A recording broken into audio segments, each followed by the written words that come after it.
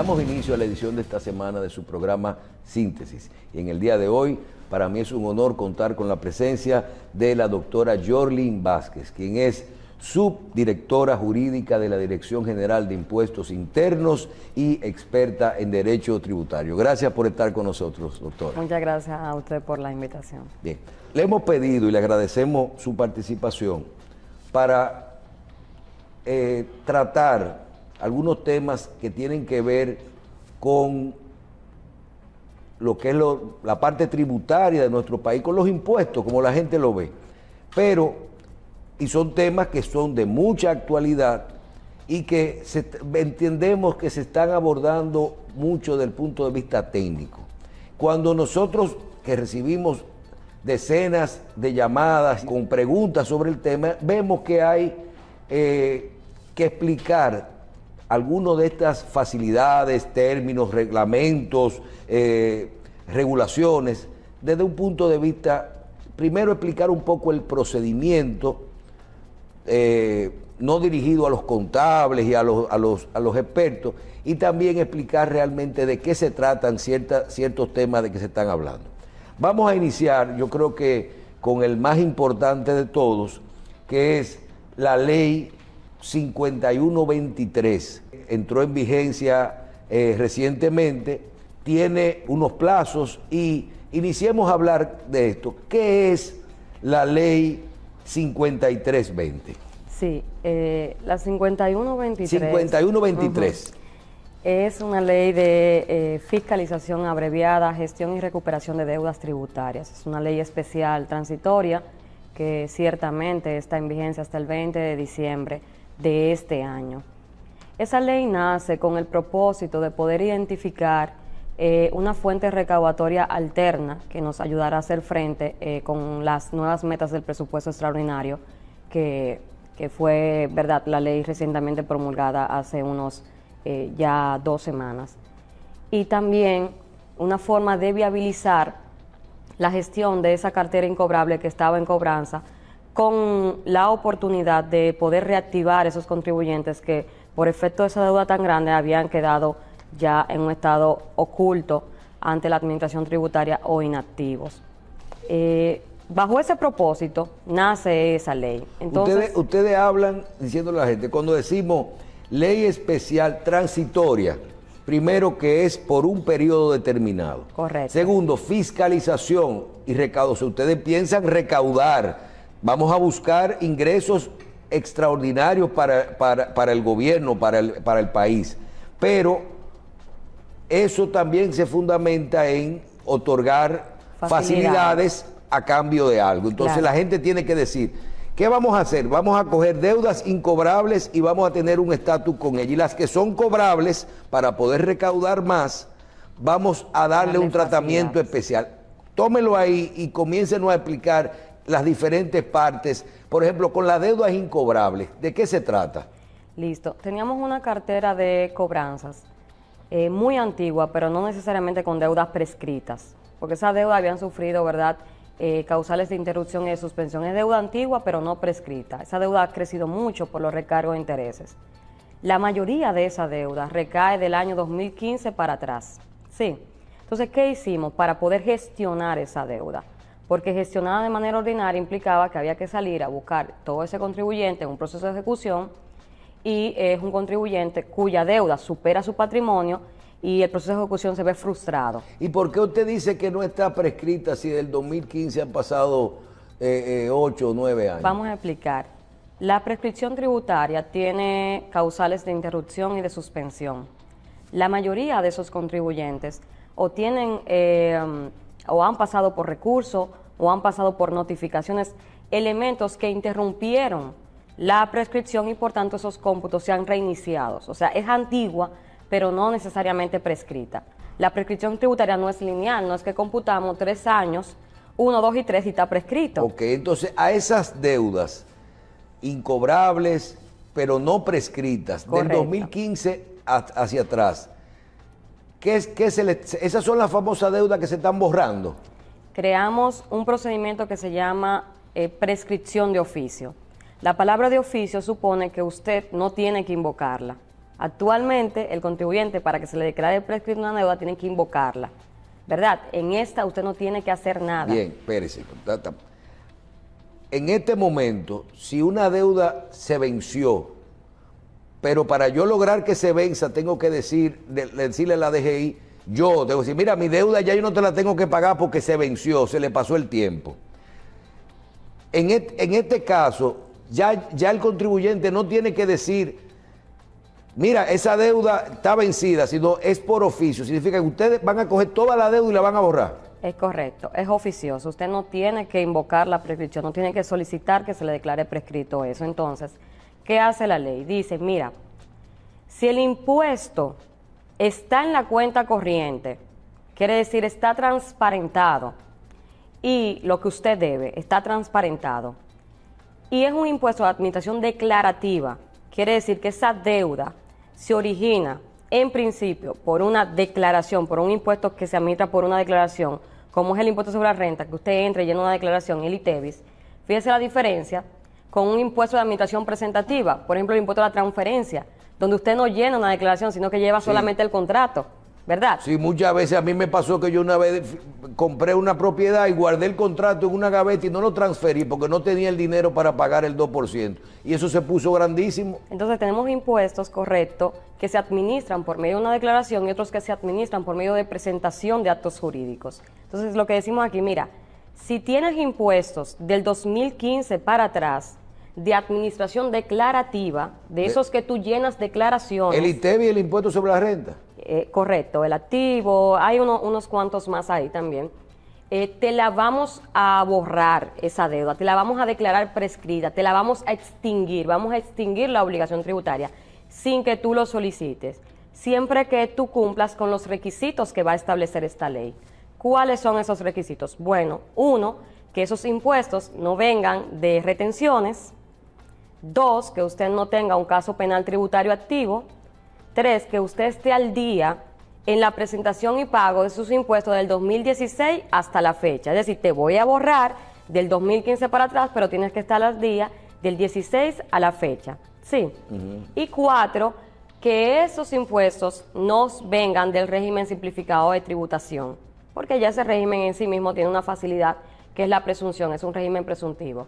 Si usted cumple con todos estos requisitos, a final de cada mes habrá una barrida tecnológica. ¿Qué quiere decir esto? Que la DGI, mediante una aplicación informática, borrará todas las deudas de la cuenta corriente del contribuyente sin que usted la solicite, siempre que usted cumple con los requisitos que hemos hablado. ¿Cuáles son esos impuestos que se llaman, que usted habla de que uno presenta y los que no están incluidos? Por ejemplo, las transferencias no están incluidas. ¿Cuáles son los que sí y los que no? ¿Un IPI está incluido? El IPI es de declaración mixta. Los que están incluidos son, en principio, ¿verdad? Básicamente, y lo más importante, el impuesto sobre la renta, el ITEVIS, el impuesto sobre los activos, el impuesto selectivo al consumo. Y también ahí están incluidos los declarativos de las bancas de loterías y juegos de azar, los IR20 y IR19. Sí, esos en principio. Todos los presentativos están excluidos de este procedimiento. Ya en otro procedimiento que hablaremos más adelante sí están siendo tomados en cuenta. Ok, ahí está el tema del 2015 para atrás. Otra de las grandes preguntas, y seguimos hablando de ahí, cuando dicen, tú te tienes que poner al día del 2016 al 2023 para poder acogerte a esos impuestos. Y alguien que tenga una deuda de ahí y no tenga operaciones de ahí en adelante, ningún tipo de operaciones, simplemente se le da de baja en la DGI. Vamos a ver, otro requisito que olvidé mencionar era que también se excluye la deuda firme, es decir, la deuda que tiene sentencia irrevocable de ese procedimiento. Si usted tiene deuda del 2015 para atrás y no tiene deudas, ni ha presentado operaciones o está presentando declaraciones en cero del 2016 en adelante, lo que establece la ley es que la DGI va a verificar su sistema de información cruzada. Y si es cierto que usted no ha tenido operaciones y no hay cruce de tercero, pues le declarará prescrita de oficio esa deuda, se la va a borrar, la del 15 para atrás. ¿Y le va a dar de baja a ese contribuyente de forma administrativa?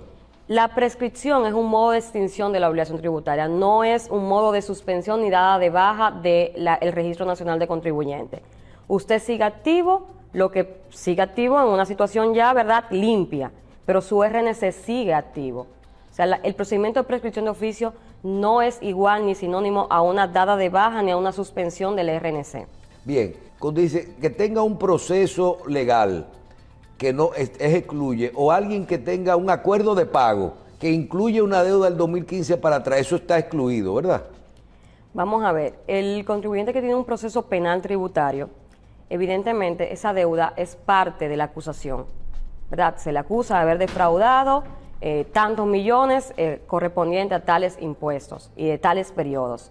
Como esa deuda es parte de la acusación y con ese contribuyente la administración ha apostado ya como último recurso a elevar percepción de riesgo, entonces ese contribuyente se excluye porque se ha portado mal, sí. O sea, no se le da el beneficio de este procedimiento. Se deja a que el juez decida respecto a su culpabilidad o no con la defraudación tributaria y el lavado de activos. Si usted tiene acuerdos de pagos del 15 para atrás, la deuda, el acuerdo de pago, evidentemente la DGI lo da por un periodo ordinario de 12 meses, por lo que un acuerdo de pago del año 2015 ya debe en el 2023 estar saldado. Si lo que pasó fue que a usted le determinaron el 2015 ahora, en el 2023, y usted hizo el acuerdo de pago ahora o recientemente, pues ese acuerdo de pago de la deuda que no tiene que ver con el 2015 se le puede dar facilidades y de la parte explícitamente del 2015 puede prescribir. Sí, es como podemos desglosar el acuerdo si tiene mixto, si tiene impuesto mixto, que es por lo general lo que pasa, sí, porque en el 23 no vamos a estar fiscalizando pura y simplemente solo el 2015 o el 14. Por lo general ahí lo que puede pasar es que se fiscalizó 15, hubieron saldos que se corrieron y se ha terminado la fiscalización hasta el ejercicio donde se corrió el saldo o donde se corrió la pérdida. Sí, podemos darle facilidad al impuesto que no tiene que ver con el procedimiento de prescripción para que a usted le prescriba el 15 para atrás. Sí. Bien, otra gran pregunta es, ¿quién se puede acoger a esta ley? ¿Una persona física, una empresa o cualquier contribuyente? Porque aquí sabemos que muchos dominicanos, como personas físicas, no son contribuyentes, le descuentan si son empleados o son informales y simplemente no aparecen en el sistema. Si no son un empleado que gana más de 35,000 pesos, no le descuentan impuestos sobre la renta o entienden que ellos son contribuyentes porque pagan un ITEVI cuando van a un restaurante. ¿A quién aplica esta ley? Aplica para personas físicas, jurídicas, tanto públicas como privadas. Sí, o sea, entes públicos, privados. Aplica también para los patrimonios autónomos, los fideicomisos, los fondos de inversión. Ese es el contribuyente identificado en el alcance de la ley. Personas físicas, personas pero que jurídicas. Sean contribuyentes, o sea, que claro, tengan que paguen, que declaren sus impuestos todos los años. Tienen que ser contribuyentes con su RNC y con cuenta corriente activa. Es decir, tienen que tener en el tax proyectado a la oficina virtual sus impuestos debidamente transparentados. Bien. Doctora, en este caso, y antes de pasar a los plazos y a las facilidades, que son lo que hace que la DGI recaude a partir del 2016 hasta el 22, le vamos a hacer una historia, que yo creo que en cada escenario, nosotros que hacemos algunos programas un poquito técnicos, pero tratando de que llegue a la gente, le vamos a hacer una historia que tiene que ver un poco con la ley 4620 y con la ley 5123, pero nos llama la atención. Hace unos días estuvimos en Nueva York y vamos dentro de las actividades que había de las Naciones Unidas y todo eso, y vamos a un juego de softball de los dominicanos en el Alto Manhattan. En el área que estamos esperando unos programas de radio y unas actividades, viene una señora que está vendiendo textualmente, friendo chicharrón en una mesa, en un parque a los peloteros dominicanos, longaniza, chicharrón, termina todo y comienza el juego de béisbol. Y la doña, comenzamos a hablar, y dice, ay, yo tengo, allá dije que hay una ley con los impuestos, y había una, pero yo no sabía nada y yo no me acogí. Yo comencé a preguntarle, y yo le hice algunas preguntas a ella, y por lo que me llama la atención, digo, ¿qué usted tiene en República Dominicana? Dice, uy, yo tengo 30 años aquí. Ya mis hijos están toditos grandes y trabajan y todo, y yo hago yo trabajé toda mi vida y yo mandaba cuarto para allá, todas las semanas en remesa para mi familia y para yo comprar. Yo tengo en el banco tal como 4 millones de pesos, o como, yo creo que son como 6, porque yo a veces no lo saco y lo dejo que se vayan, yo le pongo ahí a cada rato, le mando a depositar. Y yo he hecho 2 casitas. Digo, ¿y qué es lo que le preocupa? Dice, yo no pago impuestos, porque yo pago impuestos aquí, en Estados Unidos.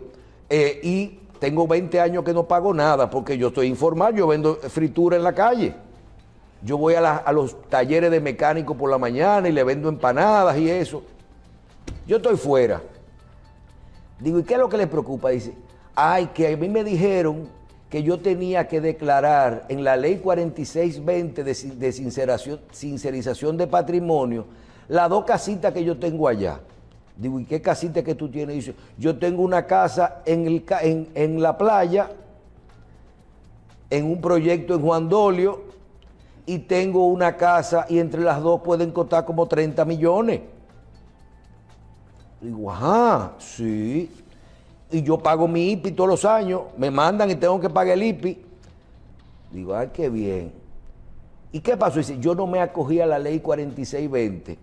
Y ahora que están borrando la deuda para atrás, yo quiero saber si eso me va a borrar. Porque digo, porque tú no tienes deuda. Dice, pero yo no tengo justificación de donde yo no me acogí a la 4620. Algún día alguien me pudiera decir a mí que yo no justifiqué mi dinero que tengo allá porque lo mandé semanalmente hace 20 años.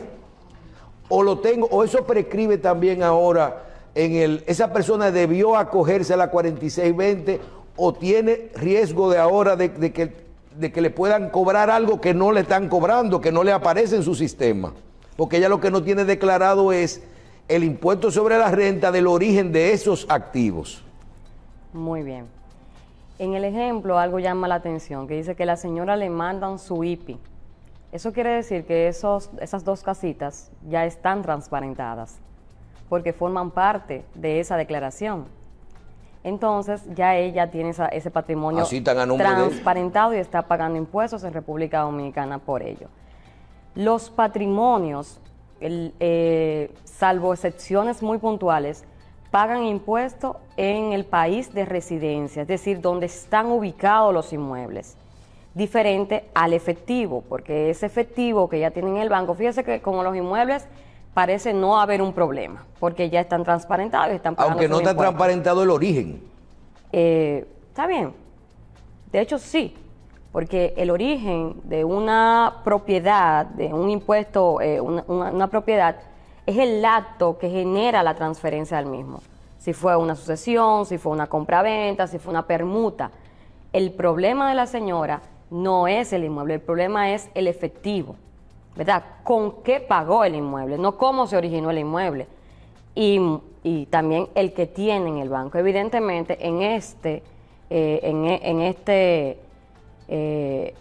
escenario, la señora obtiene su dinero de trabajo totalmente legal, legítimo, en Estados Unidos, lo que supone que la jurisdicción competente para cobrar el impuesto es Estados Unidos, porque ya no está haciendo fuente en República Dominicana. O sea, ella no la van a llamar y decirle que sus 8 millones de pesos ahora que tiene en el banco pagan impuestos. Si ella podrá probar que aquí lo que se da es una remesa, es un envío, y que ella trabaja en Estados Unidos, la jurisdicción competente para cobrar es Estados Unidos. Aquí pueden llamarla y ella tendría que probar eso y acreditar el impuesto que ha pagado en Estados Unidos para que República Dominicana no le cobre impuestos aquí. Ciertamente tenía una oportunidad de transparentar ese efectivo con la ley 4620. Y no lo hizo. No lo hizo. Sin embargo, si ese suceso es así, ella no tendría por qué pagar impuestos sobre la renta en República Dominicana porque la fuente no está aquí. Bien.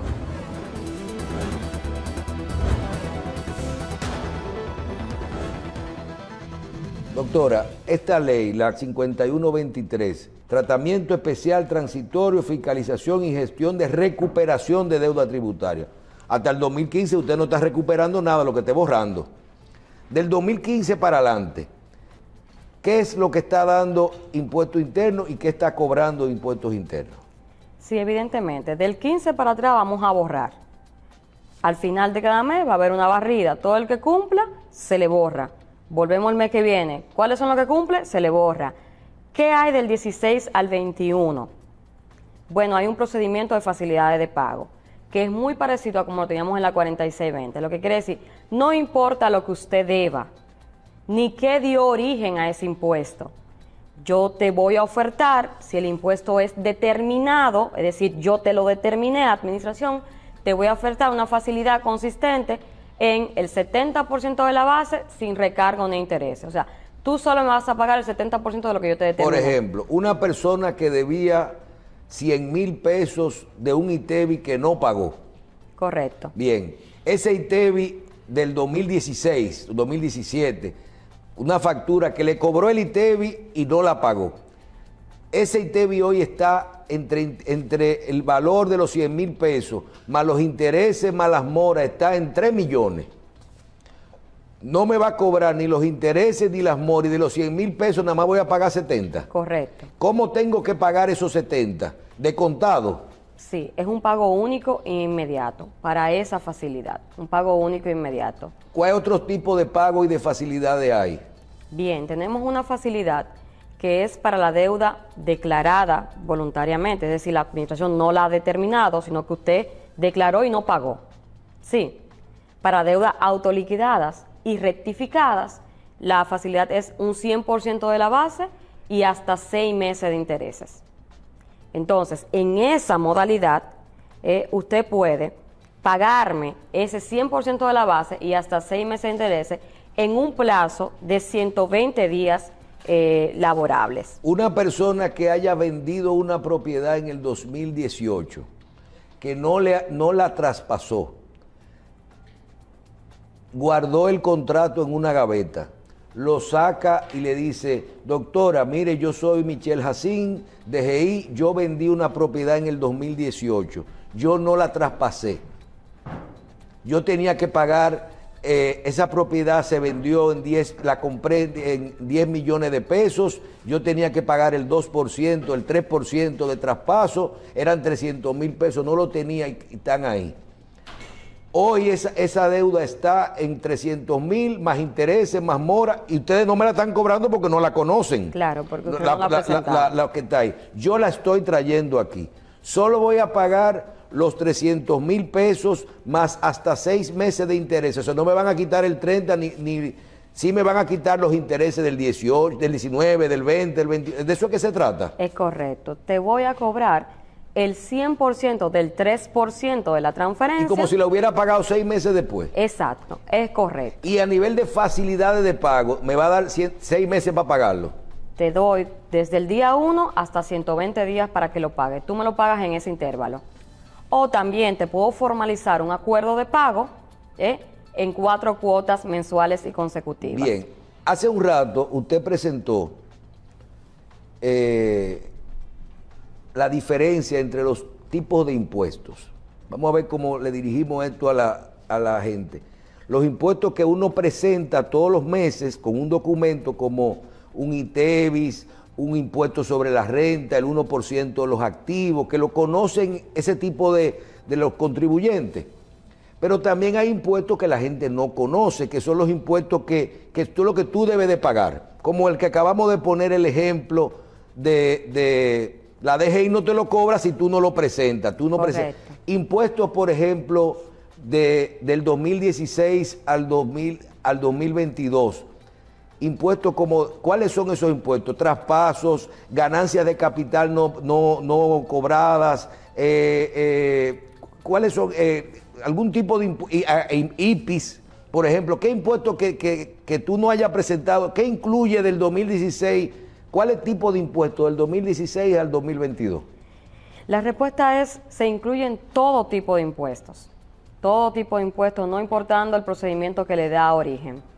¿Cuál es la diferencia? Bueno, que el que yo te determino, que por lo general, en su mayoría, es un impuesto de administración declarativa, porque yo lo que hago es que te impugno una declaración y te corrijo el valor a liquidar correctamente, ¿verdad? o te imputan una regla fiscal, ese impuesto yo le doy un 70% de la base como facilidad. El resto le doy el 100% de la base más 6 meses. En el resto, ciertamente, están aquellos impuestos de los cuales la administración se entera que ha ocurrido el hecho generador porque usted va y le presenta el acto jurídico. Entonces ahí están, por lo general son casi patrimoniales todos. Ahí está la transferencia inmobiliaria, está el traspaso de vehículo de motor, primera placa, CO2, ganancia de capital. La mayoría son de naturaleza patrimonial. El resto es ingreso, beneficios, renta y consumo. Casi la mayoría de impuestos al consumo y TEBIS y selectivo se presentan mediante declaración, que suelen ser los que en donde la administración hace mayor fuerza de determinación, cogen la facilidad 1, 70%, el resto facilidad 2, 100% de la base. Claro, debo aclarar que ahí también se incluyen por primera vez las sanciones tributarias y la ley establece que a las multas... ¿Qué es eso? Las sanciones tributarias son multas. Hay 3 tipos de multas que maneja la DGI: multas por incumplimiento de deberes formales, multas por evasión tributaria y multa por prevención de lavado de activos. Sí, entonces a las multas la ley establece puntualmente que se le debe dar la facilidad número 1, es decir, las multas se quedan en el 70% del valor de la sanción. Sin interés y sin mora y sin nada. La sanción no es sujeta en la administración actual a recargos. Pudiésemos tener una discusión de qué dice el Código Tributario, pero no se le pone en recargo por mora. Bien, hay un plazo que no quedó muy claro, que es algo que venció en los primeros 30 días de la promulgación, que era con algo de los saldos a favor. Decían, si me van a borrar todo, pero espérate, y si yo lo que tengo no es deuda, yo lo que tengo es que la DGI me debe a mí. Me van a borrar también mi saldo a favor. Explique esto para saber qué tiene que hacer la gente ahora, el procedimiento. Vamos a ver. Todos los procedimientos de la ley están hasta el 20 de diciembre. Sí, todos. O sea, los 4 procedimientos están hasta el 20 de diciembre porque hay un procedimiento de fiscalización abreviada y uno de amnistía estatal. También todos están hasta el 20 de diciembre. Si te voy a prescribir de oficio la deuda del 2015 para atrás, no tienes que solicitarla. Yo lo haré sola. Al final de cada mes yo voy a revisar todos los contribuyentes que cumplen con el requisito de la ley y voy a borrar. En este mes, por ejemplo, pasado mañana, 29 de septiembre, ¿verdad? Borro todos los que estaban listos al 29 de septiembre. En octubre vuelvo al final de cada mes y así hasta el 29 de diciembre, 4 barridas tecnológicas. Hasta el 29 de diciembre estaré borrando deudas. Si es para ponerte al día del 16 al 21 con alguna facilidad, sí tienes que solicitarlo.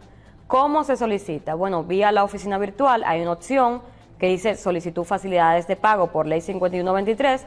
Usted le da esa opción, llena el formulario desplegable y ya eso llega a la administración y tiene 45 días para responderle. O bien, si no tiene oficina virtual, puede solicitarlo en físico con el formulario que está destinado al efecto en las administraciones locales.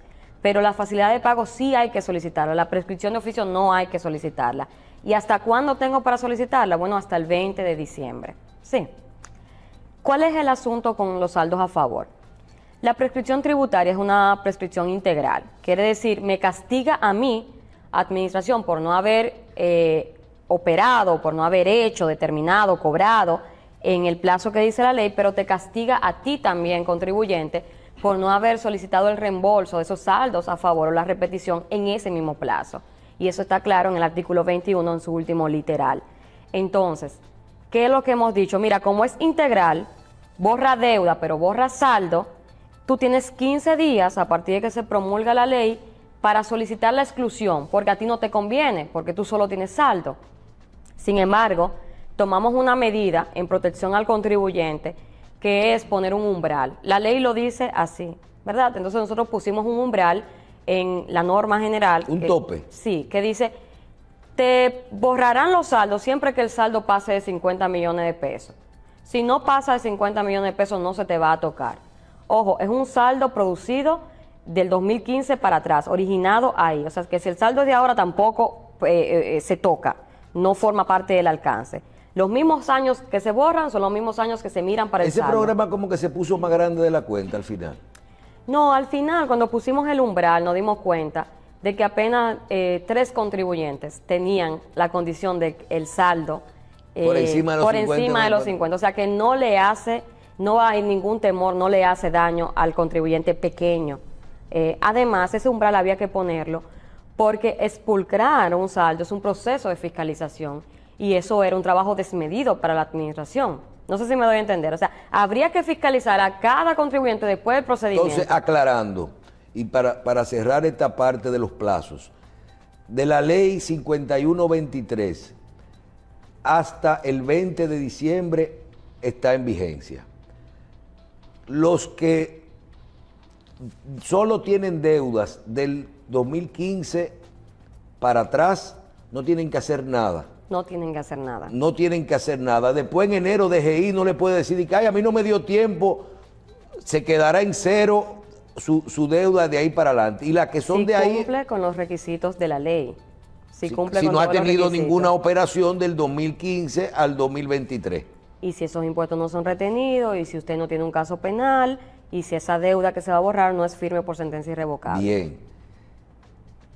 Del 2016 al 2022, usted tiene que pedirlo y solicitarlo por la vía que usted acaba de hacer. Correcto. Eso es hasta el 20 de diciembre. Yo creo que está bastante claro. Con respecto a la 5123, usted mencionó que son 4 formas de acogerse a esta ley, de aplicaciones. 2 que ya han mencionado, los de etapa, y 2 más. Habló algo que tiene que ver con retenciones del Estado y otro tipo más. ¿Cuáles son?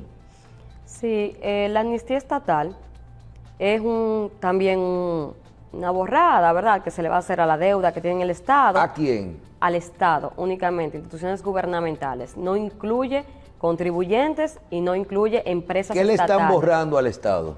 La deuda por retenciones, asalariado, impuestos sobre la renta asalariado, retenciones en ITEVIS. Ok, eso incluye, por ejemplo, en las alcaldías. Por ejemplo, yo sé que aquí lo que es la TCS y los impuestos, los ayuntamientos los retienen y no lo pagan al sistema, pero el contribuyente aparece atrasado como persona. Claro. Toda esa deuda del 2015 para atrás va a ser borrada también al Estado.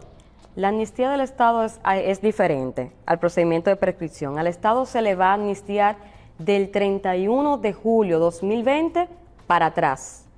Fíjate que el contribuyente es hasta el 15, al Estado 31 de julio de 2020 para atrás. O sea que si una institución del Estado, yo le vendí una publicidad y me retuvo a la hora de pagarme el 5%, pero no se lo mandó a la DGI, se va a amnistiar. Ya esa institución no tiene que pagárselo al Estado. Se va a amnistiar y al contribuyente se le refleja el efecto de la amnistía, que es que no te van a impugnar esa retención no reportada. Bien, esa es una... Pero el Estado, Michael, tiene que estar al día del 1 de agosto de 2020 a la fecha para que le pueda aplicar la amnistía. Si la institución no está al día, no le va a aplicar la amnistía. Entonces es como, te perdona una parte, pero tienes que ponerte al día en la otra también. Bien, ¿qué otra facilidad incluye esta ley? Sí, ya lo último es el procedimiento de fiscalización abreviada. Tenemos contribuyentes que están siendo fiscalizados, ¿sí? 60.000 contribuyentes siendo fiscalizados. Como su nombre lo dice, es abreviar el procedimiento. Entonces aquí no tenemos el plazo del reparo, los plazos de contrarréplica, sino que sencillamente, si usted decide que se le aplique el procedimiento abreviado, usted lo solicita y yo te fiscalizo. Eso es como declárate culpable y ven, vamos a negociar ahora. Y yo te aplico una tasa efectiva de tributación promedio. ¿Qué facilidad hay para ese tipo de casos? Sí, vamos a aplicarte el promedio de la TET, que está en la norma general 0714, o el que resulte de sus declaraciones, el que sea más alto. El promedio de la TET es lo que se va a aplicar al ITEVIS y al impuesto sobre la renta. En el caso del impuesto sobre la renta es un promedio lineal neto. En el caso del ITEVIS es el 70% de lo que dé renta. Si está siendo fiscalizado de esas obligaciones, puede el contribuyente o irse por el procedimiento ordinario o aplicar abreviadamente a que es en base a la TET. Es muy parecido al tratamiento que se le da a los informales. Todo el mundo que está siendo fiscalizado, porque usted acaba de dar una cifra de 60.000 contribuyentes, ¿lo saben?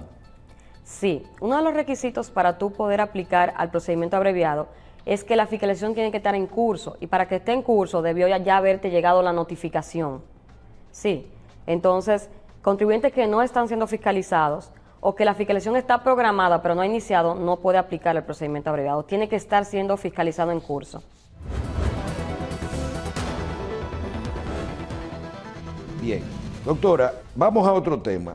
En los últimos meses se ha hablado mucho, y qué bueno que dediquemos este programa específico a esto, porque la gente quiere saber, que era algo que tiene que ver con las normas de compañías de adquerencia.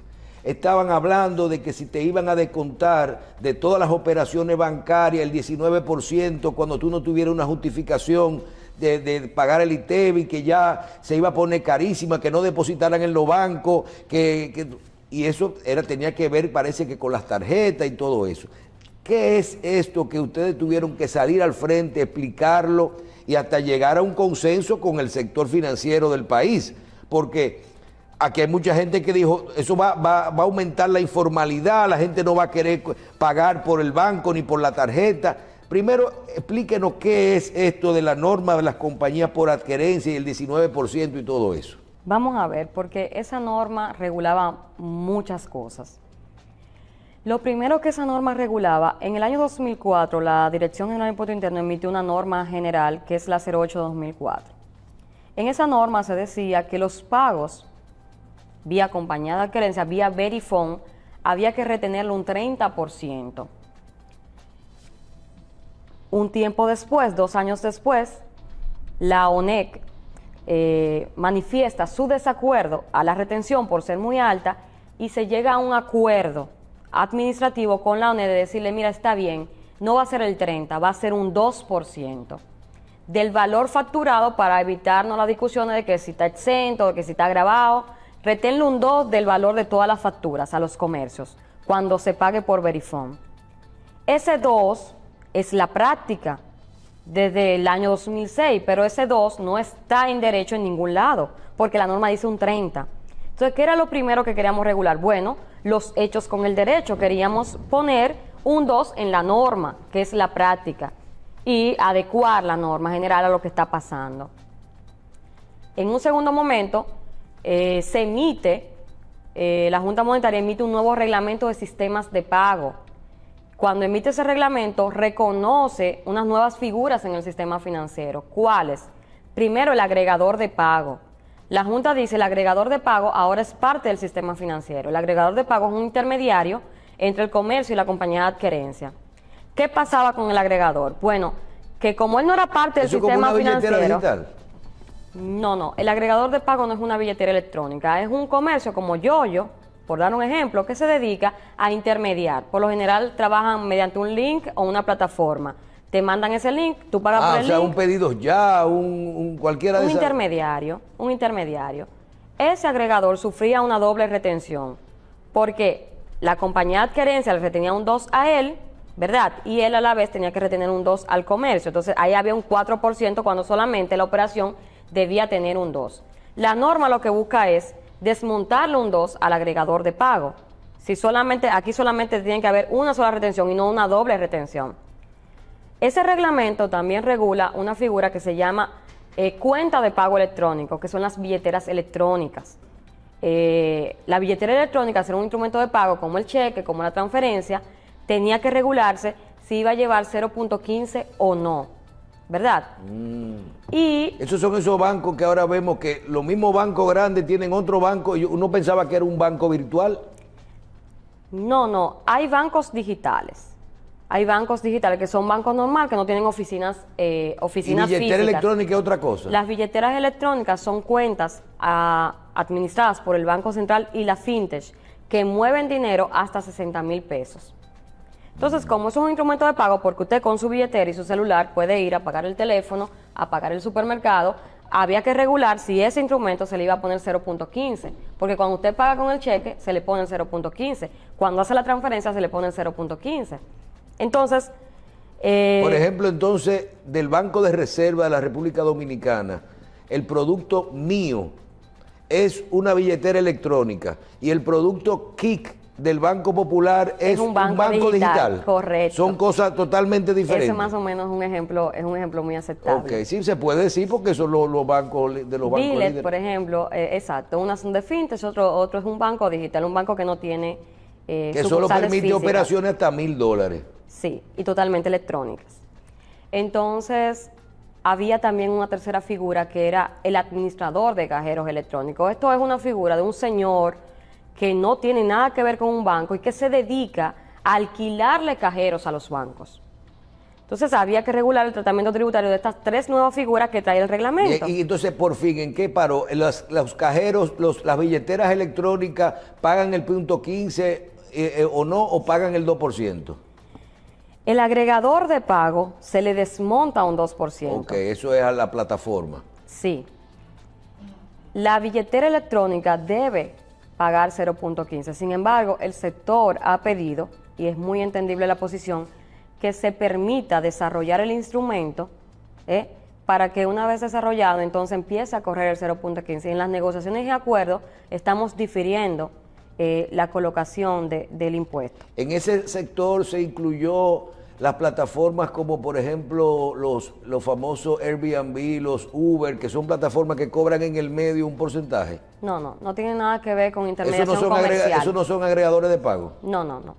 Esos son servicios prestados mediante una plataforma digital. Doctor, entonces, ¿dónde tuvo el famoso 19% que tiene que ver y que con la cuenta de banco, que si me van a descontar el 19 y todo eso? ¿Qué es lo que la gente está asustado? Claro, fíjese que con la compañía de adquerencia dijimos, la norma dice un 30 y tú actualmente retienes un 2. Vamos a regularizar para que sea un 2 en la norma y en los hechos. Se creaba una diferencia en el agente de retención y es que, mira, es un 2 para todo el que está formalizado, que tiene su RNC y que está pagando impuestos. Y debe ser un 100% del ITEVIS para aquel que no está formalizado, que no tiene RNC o que está suspendido en RNC. Eso es para evitar que usted, comercio, esté cobrando ITEVIS y que ese ITEVIS no esté llegando a la administración. Quiere decir que usted se lo está cobrando al cliente y que usted no lo está pagando. Entonces eso nada más tiene que ver con los pagos de tarjeta, eso no tiene que ver nada con las cuentas de banco de la gente. Es correcto. De hecho, todas las operaciones por Verifone, sea usted formal o informal, actualmente se le retiene un 2, por lo que la DGI tiene conocimiento de todo el que está moviendo dinero por Verifone, aunque no tenga RNC. Claro. Entonces, no tiene nada que ver con los productos financieros, productos prestados por los bancos ni los administradores. Es el pago por compañía de adquerencia. Bien, sí. O sea que ahí ese problema no está.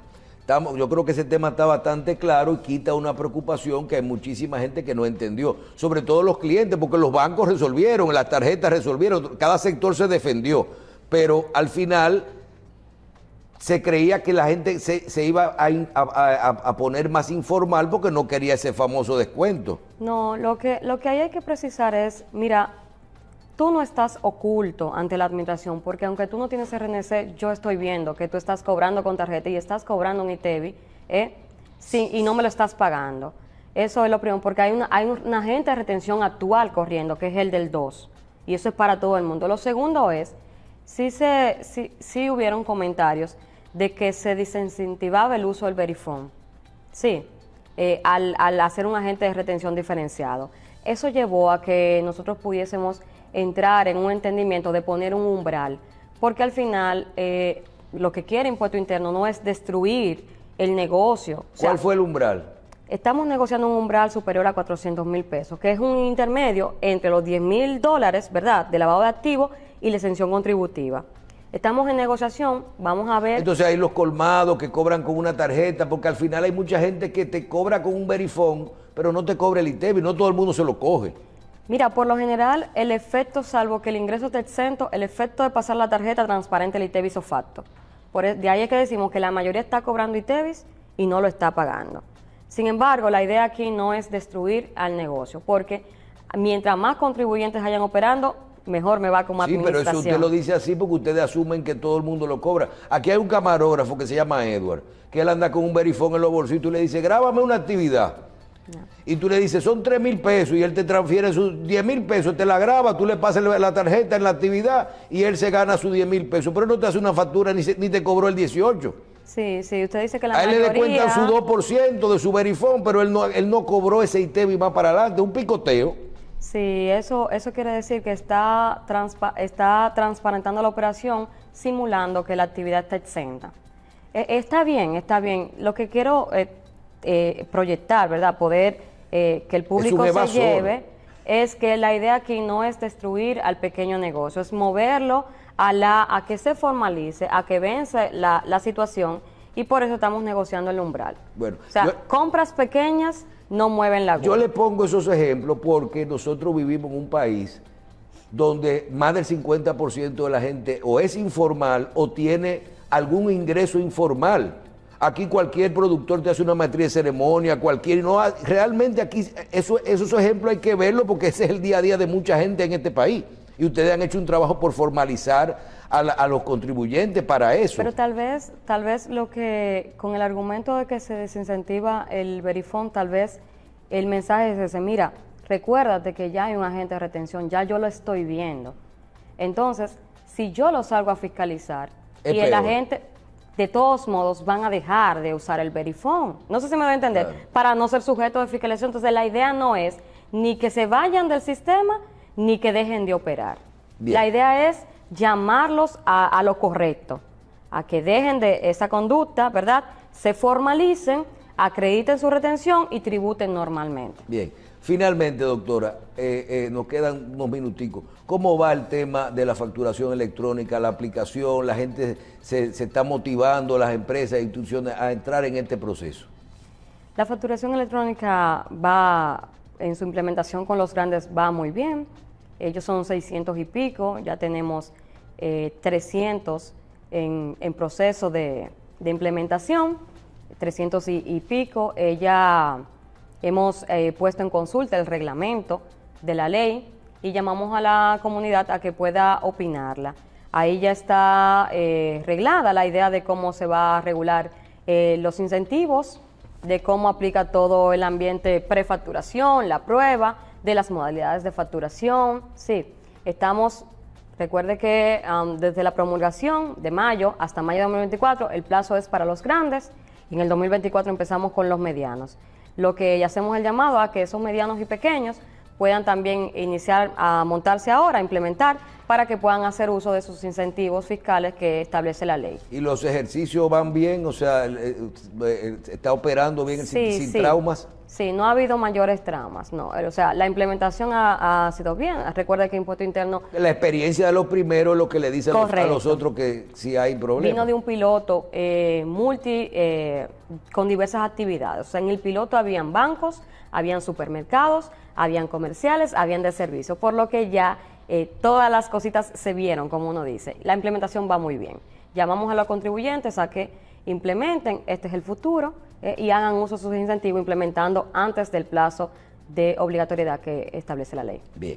Doctora, yo quiero agradecerle este tiempo que usted nos ha dedicado para explicarle a los dominicanos todos estos detalles simples sobre temas tan complejos y que la gente solo se preocupe el día que tiene que pagarlo. Muchísimas gracias. Aprovechar también y decirle, reconocerle a la administración que usted pertenece, que dentro de un tiempo difícil, porque acabamos de pasar por una situación económica mundial, nacional, una pandemia, un momento en el que un país necesita muchas recaudaciones, 2 o 3 procesos tributarios complejos como la ley 4620 en adelante, y ahora este tipo de cambios, facturación electrónica, nueva, tener que buscar todos estos recursos, pero hay un denominador común. Los diferentes sectores se han mantenido las recaudaciones sin presiones y los diferentes sectores van a los medios de comunicación y reconocen